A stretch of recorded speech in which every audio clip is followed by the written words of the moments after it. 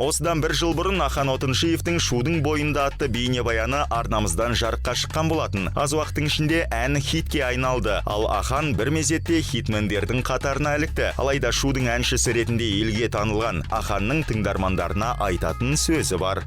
Сосын мен ескерте кетейін деген, елдің бәрі айтады екен, Ахан Отыншиев «Шудың бойынан» айтады, «Шудың жігіті, Шуда туылған екен» деп. Жоқ, мен Шудың тұрғынымын. Мен Шудың тұрғынымын, 5-6 жыл болды Шуға көшіп келгенімізге. Мен Мойынқұм жігітім. Мойынқұм деген жерден шыққам, елім, жерім, алтын бесігім Мойынқұм. Мойынқұмның тумасы болса да, Отыншиев кіндік қаны тамған жерге ән арнамапты. Оның себебін әнші былай түсіндіруде. Мойынқұм туралы ән шығаратын едім, ойыма келген.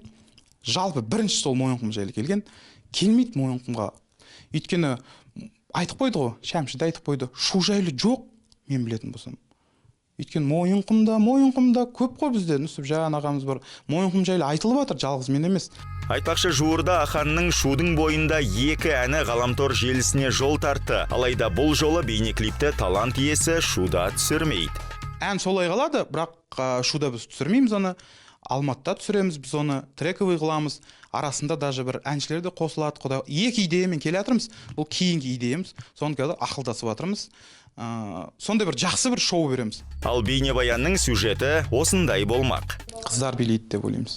Гармошкамен сіңген, жалпы өнердегі біраз таныс балалар, солар билейді, солай шығарамыз. Алайда әншінің стилі бұл жолы да қайталанбақ. Өйткені тура сондай, бірақ басқаша. Мен костюм шалбармен шықпаймын. Мен сөйтіп шықтым, Ахан деп. Сонымен кепкам бар, восьмиклинка, клеточный нем бар.